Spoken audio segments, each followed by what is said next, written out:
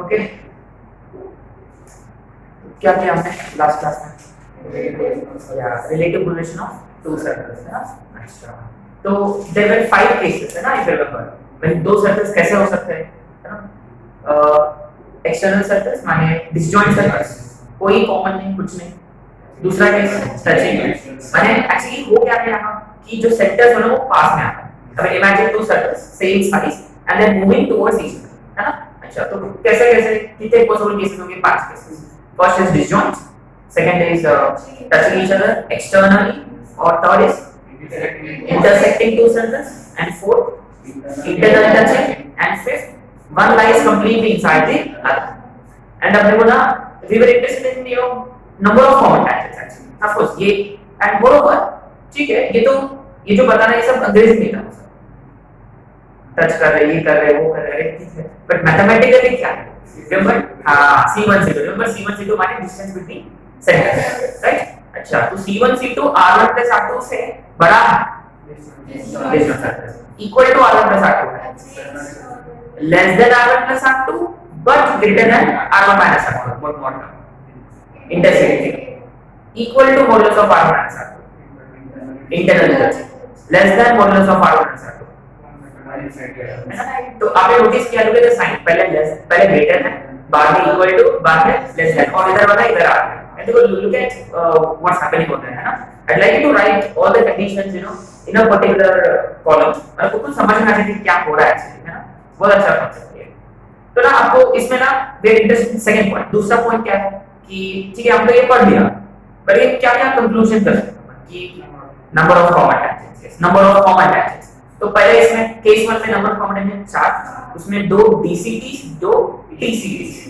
अच्छा, DCTs माने same है ना, डायरेक्ट कॉमन टैंजेंट माने same side, circles on the same side DCT, circles on the opposite side TCT, correct. अच्छा, second case में 3, third case में 2, फोर्थ केस में 1, फिफ्थ केस में शून्य, है ना। देखो सारे नंबर देखो डिक्रीज, राइट। अच्छा, पर एक्चुअली फाइन, अपन ये टैंजेंट फाइन कर सकते हैं क्या? ठीक है, पहले केस में हमने तो बताया कि 4 टैंजेंट्स पॉसिबल है, तो कौन कौन से है? ये एडवांस क्वेश्चन। तो ये निकालने के लिए आपको फाइंड करना होगा point of intersection of DCTs and DCTs, है ना। अगर मान लो DCTs माने देखो वो ऐसे होते हैं, है ना, ऐसे होते हैं। एक्सटर्नली वो जो पॉइंट Q जो है, एक्सटर्नली जो पॉइंट है it divides, the point Q divides C1 C2 externally in the ratio R1:R2, ये भी कर लिया। और हाँ, अगर हमने बोला TCTs फाइंड, ऐसा होता है ना, ऐसे होते हैं TCTs, इंटरनली डिवाइड करता है R1 into R2, है ना। रिमेंबर इंटरनल वाला P, बाहर वाला Q हमेशा, ठीक है। अच्छा, तो इंटरेस्टिंग वाली बात यह है कि जब वो दो सर्कल टच करेंगे, वो टचिंग वाला पॉइंट जो है वो खुद P है, और वहां से गुजरने वाला जो टैंजेंट है वो डायरेक्टली S1 minus S2 है ना, राइट। कॉमन टैंजेंट है वो, है ना। TCT is easy to find distance, direct S1 minus S2। और DCT फाइंड करने का क्या तरीका है? वही फंडा, बाहर वाला पॉइंट निकालो। अच्छा, एक मिनट, हां, स्लोप पॉइंट को लगाओ और वो किसी भी सर्कल का टैंजेंट, दो सर्कल का टैंजेंट है D लगाया, ओके गुड। और तीसरा इंटरसेक्टिंग वाला, तो दो सर्कल इंटरसेक्टिंग है, सिर्फ दो ही टैंजेंट बनेंगे, वो दो भी DCT से, सही है। Those are two DCTs। And how you find DCT? Same फंडा, बाहर वाला पॉइंट फाइंड करने का Q और स्लोप पॉइंट वगैरह, है वाइल। अच्छा, ठीक। और हाँ, इसमें इंटरेस्टिंग पॉइंट ये कॉमन पॉइंट है। जो कॉमन पॉइंट कैसे फाइंड करें? S का माइनस S2। तो इसमें दो क्वेश्चन पॉसिबल है, कॉमन पॉइंट निकालो, कॉमन पॉइंट का इक्वेशन निकालो या लेंथ निकालो, है ना। दो questions are very much possible है। अच्छा, और next is touching externally, sorry touching internally. और वो जो पॉइंट एक्चुअली क्यों होता है क्योंकि एक ही DCT पॉसिबल है और वो एक्सटर्नली डिवाइड करता है R1 to R2 रेशियो में C1 C2, है। अच्छा, और what else did we have? Last वाला तो अपन उतना इंटरेस्टेड नहीं है उसमें, है ना। लेंथ ऑफ, हां, लेंथ ऑफ कॉमन टैंजेंट। हां, रिमेंबर DCT फाइंड करना, length of common tangent find करना है। अगर DCT के लिए √S11 minus √S22, अगर वो ट्रांसवर्स के बारे में बात कर रहे हैं √S11 प्लस √S22, सही है। ये चीज जो हमने शायद से लास्ट क्लास में कवर किया है, ठीक है। अच्छा, तो ना बट बट इसमें ना थर्ड केस जो था इंटरसेक्टिंग सर्कल्स वाला केस में, कि इंटरेस्टिंग बात ये है कि if two circles intersect each other at two distinct points, we should be able to find angle between the circles, right? तो तीसरा केस जो है ना उस पर अपन और थोड़ा एलॉबरेट करते हैं ना कि कैसे एलॉबरेट करते हैं। सो अभी इसका टाइटल होगा angle of intersection of to circles, angle of intersection of two circles. Remember angle of intersection माने it is understood कि दो सर्कल कैसा है, वो दोनों intersecting हो रहे हैं ना, intersect कर रहे हैं एक दूसरे को, right? अच्छा, अगर दो सर्कल एक दूसरे को intersect कर रहे हैं माने remember we cannot actually find angle between two circles. How can you find angle between two circles? I mean, but instead we find angle between their tangents at those points of intersection. So ना पहले point लिखना है आपको, right? Angle of intersection of two circles, angle of intersection of two circles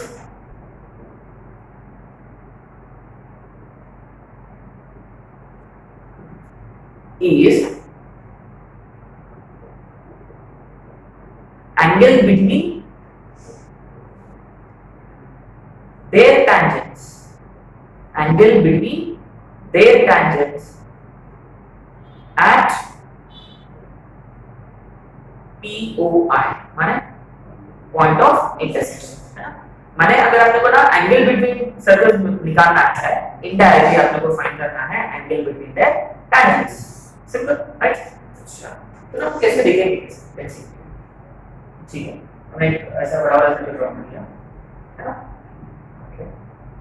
Let's consider a smaller circle.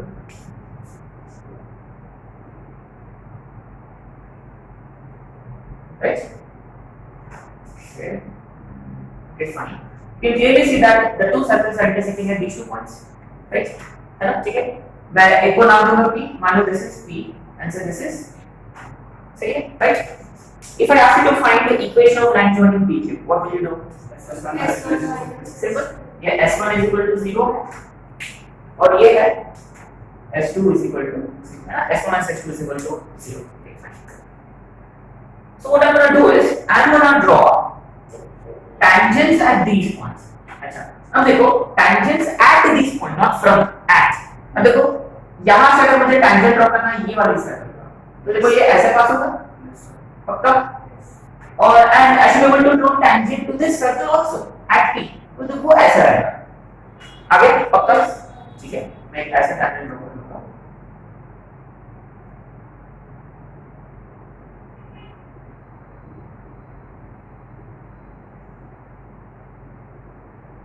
This is tangent to circle S1 at P, ठीक है? एक काम, ठीक है, मैं इसको नाम दूंगा से T1, T1 is equal to 0, है ना? इसमें नाम देने की कोई जरूरत नहीं, और यहाँ मैं टैंजेंट ड्रॉ करता हूँ,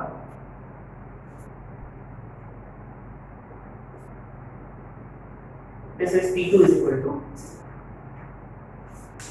right?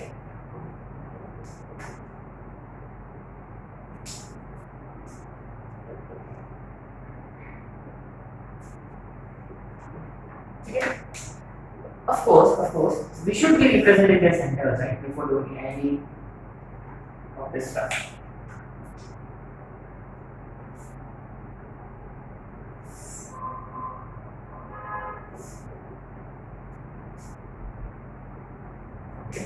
So this is clearly C2 and this is clearly C2, right?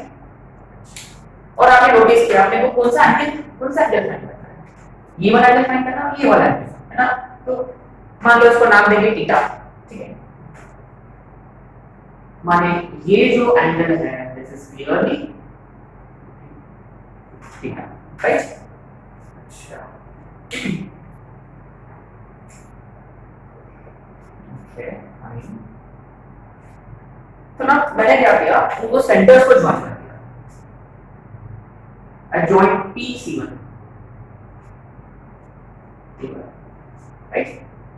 और आपने नोटिस किया ये ज्वाइन करते हुए ये एंगल कितना बन गया, 90 पक्का 100% श्योर। ठीक है ना, मैं ऐसे एक्सटेंड भी कर दूंगा इसको। अच्छा, इनको भी ज्वाइन करना है, इसको भी ज्वाइन करना है।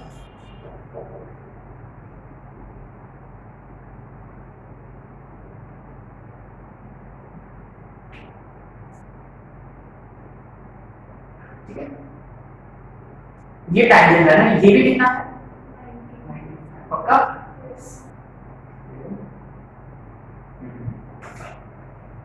अब देखो, let's understand this very carefully.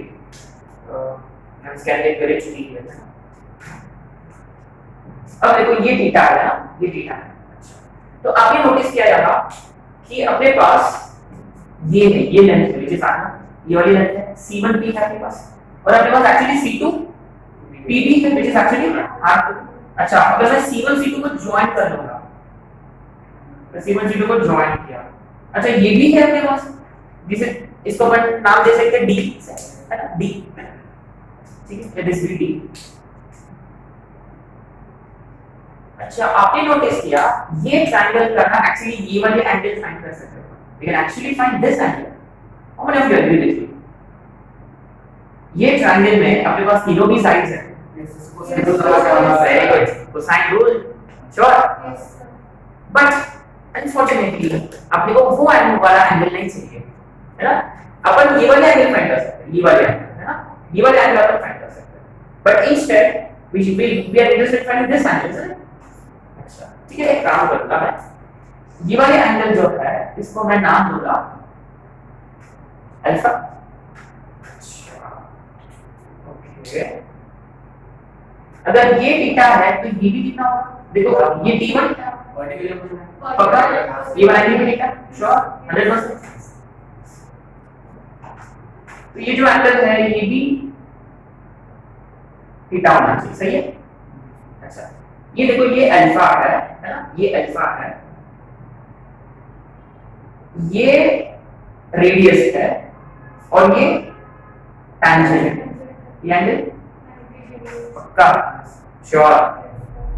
अच्छा, ये अल्फा है, ये 90 है, और ये थीटा है, और देखो ये टैंजेंट और उसका रेडियस ये कितना होगा? 90 पक्का। अच्छा, चार एंगल्स मिल गया, फिर कौन सा? अल्फा 90, थीटा 90 पक्का, पूरा पूरा गोल गोल है। अच्छा, माने alpha plus 90 plus theta plus again 90, सबका सब 360 होना चाहिए, श्योर 100% श्योर। माने तो डायरेक्ट मैं लिख दूं यहाँ 1 2 3 4, इनका सब 360, ऑलरेडी इनका सब 180 है, माने इनका भी सम कितना होना चाहिए? डायरेक्ट लिख दो, माने therefore theta plus alpha is equal to 1, है ना, कंडीशन नंबर 1। अब देखो, अगर हमने ना कोसाइन रूल लगाया, अगर हमने कोसाइन रूल लगाया तो इनमें से ये ट्रायंगल में से अपन क्या फाइंड कर सकते हैं? अल्फा। माने डायरेक्टली क्या फॉर्मूला होगा वो? cos alpha in which triangle? In PC1C2, है ना। If you want you can write in triangle PC1C2, right, cos alpha is equal to r1 + b square है ना, minus b square upon 2r1 r, right? But unfortunately we are not interested in finding alpha, we are interested in finding theta। आगे मतलब ये याद रखो, मैंने इसको मैंने रीअरेंज कर लिया exactly। if I rearrange this equation, alpha becomes 180 minus theta, isn't it? So therefore ultimately cos 180 minus theta is equal to r1 square plus r2 square minus b square upon 2r1 r2। therefore अभी देखो cos 180 minus theta कितना होता है? पक्का। अच्छा, तो मैंने ना माइनस साइन को बाहर लेकर गया, तो मैंने ये बनेगा cos theta is equal to b square minus r1 square। So if you are asked to find angle of intersection of two circles, what do you do simply? Of course we know, अगर ये diagram बस understanding के लिए, और आपने notice किया ये diagram काफी कॉम्प्लिकेटेड है ना, दो परफेक्ट सर्कल मैंने ड्रॉ किया, इसीलिए देखो ये फिगर इतना खूबसूरत बना। ओके, सो एनीवे ये अपना अंडरस्टैंडिंग के लिए, अगर आपको समझ में भी नहीं आया तो भी ठीक है। मतलब कैसे है देखो, इससे मतलब है कि बस ये फॉर्मूला लर्न होना चाहिए। cos theta is d square minus r1 square minus r2 square upon 2r1 right.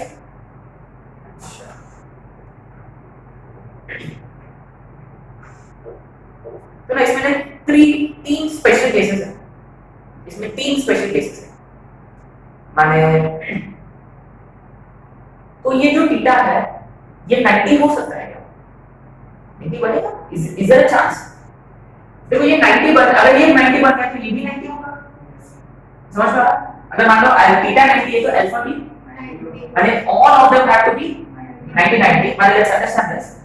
माने ये जो लाइन है ये वाला लाइन बनेगा, रिमेंबर ये वाली लाइन बनेगा, तब जाने का तो सब 90